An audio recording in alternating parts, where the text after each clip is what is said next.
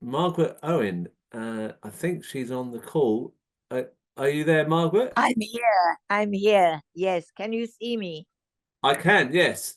Now, look, I just before I speak to you, I just like to play a clip of when you spoke in Parliament Square a couple of weeks ago, which made a big impression on me and many other people. Just a short excerpt of what you said.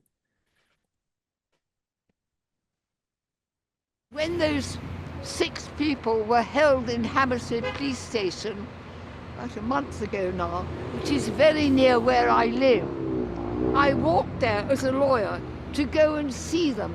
As a lawyer, I have a right to see that people are well treated when they're detained in a police station. In that police station, they couldn't even admit behind the desk that they were there. I said, can I leave a note? They couldn't even admit that he was there. And at age 93, I walked home across Brook Green, tears pouring down my cheeks. I thought, I am living here in a police state. It's very moving what you said, and from the heart, and that it really taught me a lot. What you said about the Kurds in Syria, in North Syria, in Rojava. Now, the fact that you are 93 is irrelevant. You don't look a day over 60. That it's just that you went to the International People's Tribunal in Brussels this week to hear what's been going on in Rojava, from how the Turkish have been treating the Kurds. Could you tell us what you uncovered? Yes, I felt very, very privileged to be invited to the Permanent People's Tribunal, Rojava against Turkey. So the defendants are Turkey.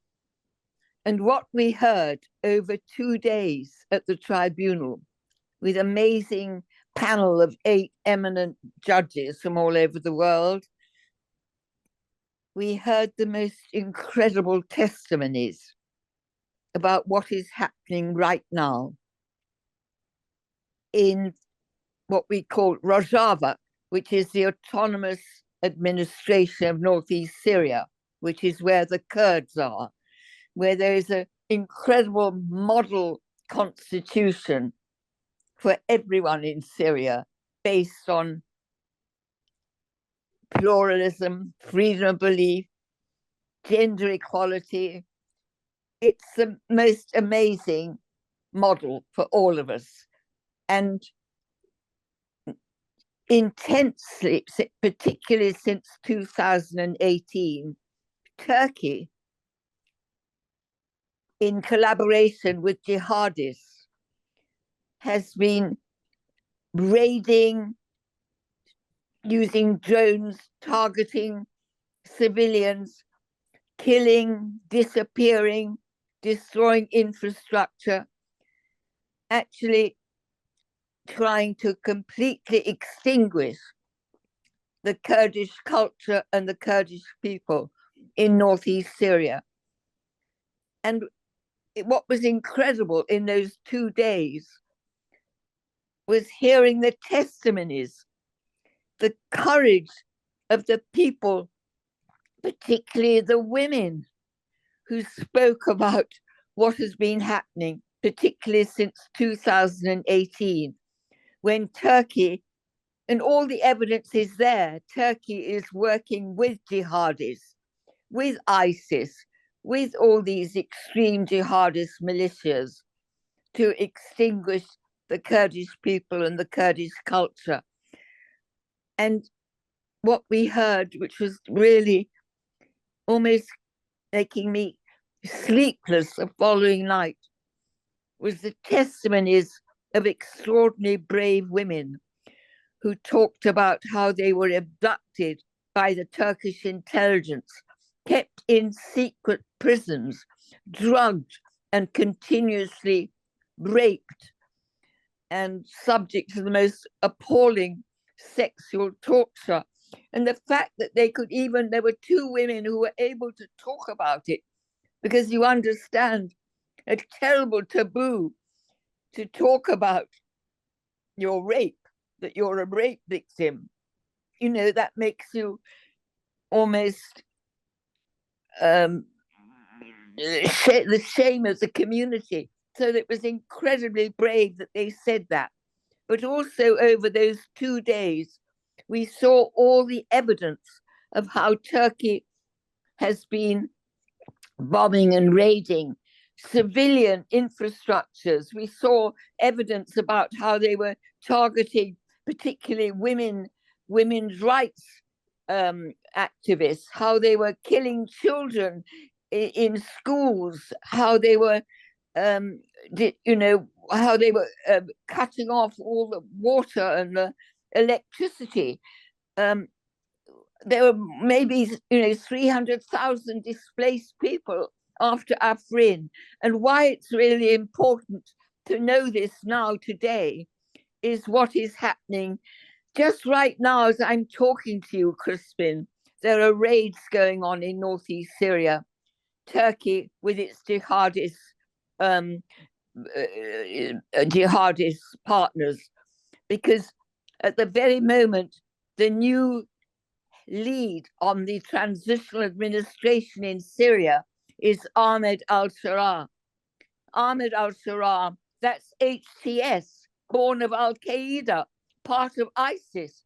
And if we in the West do not do something to stop Turkey continuing its violence and its terrible war of aggression, its war crimes and crimes against humanity, Syria will be overtaken by the jihadis. It will become another Afghanistan and another Libya. And what I heard in the last 2 days was the judges found as well that these are the most appalling war crimes, crimes against humanity, indicative of a genocide. And it really is essential that the UK and the West recognize the autonomous administration of northeast Syria and exercise the utmost caution before they recognize the HTS or try to delist the HTS. And you've been in conversation with you told me you'd spoken to a government minister about this. Yes, that very interesting is that the morning I went to Brussels on Tuesday for the meeting that started on Wednesday, but just before I took the Eurostar, I had a meeting with other women's NGOs with Annalisa Dodds, who is our Secretary of State for International Development and for Women and Equalities. And I did manage to jump the queue, questions at the end, jump the queue and get hold of Annalisa Dodds before I left to tell her what was going on and how it is absolutely essential that there is no recognition of the HTS and no action to try and delist it. And also, at least she listened to me and said that they would be extremely cautious. But I wonder, because just about 3 weeks ago, Pat McFadden, who was acting for Starmer when Starmer was shaking hands with the Crown Prince in Riyadh, said that he thought that the Labour Party would try and delist the HTS from the terror list, which is crazy when we keep the PKK on the list. And I think I spoke in my last interview with you about how our Metropolitan Police are also acting as the servants of Turkish intelligence when they rounded up all those Kurdish people on November the 27th. And 6 Kurds are still, I think their trial has been delayed till January of next year. So, we're doing Turkey's business on the streets of London. So this is what I said to Annalisa Dodds.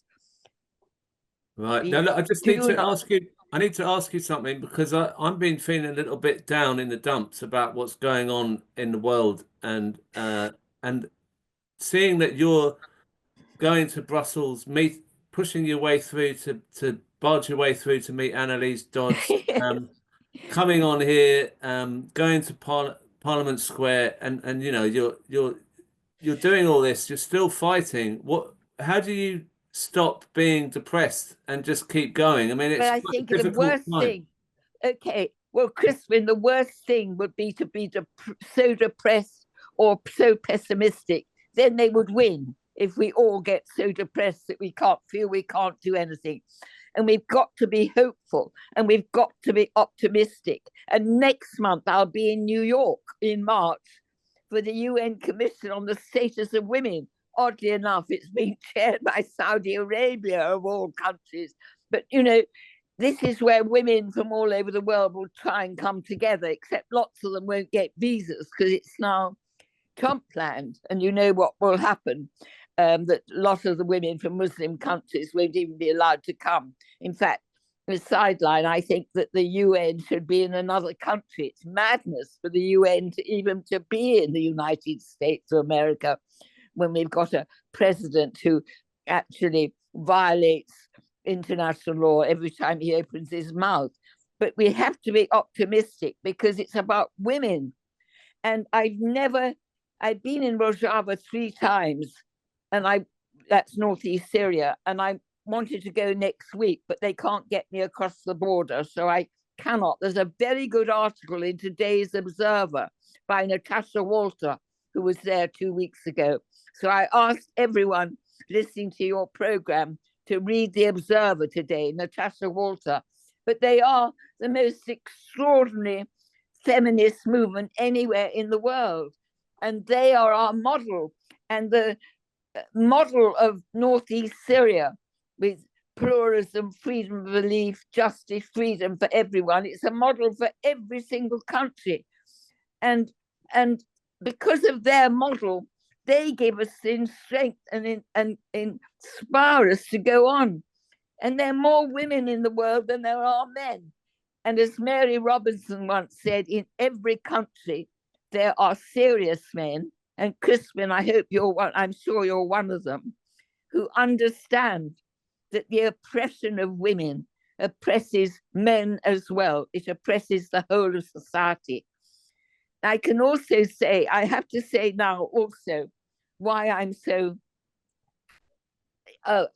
can't stop and I will go on to my dying day, is that we women have to protect this country, the UK, from sliding down the slippery slope of supporting the most appalling racist and misogynist regimes by giving them arms. So one of the things that must happen now, and I said that to Annalise Dodd, we've got to stop arming Turkey.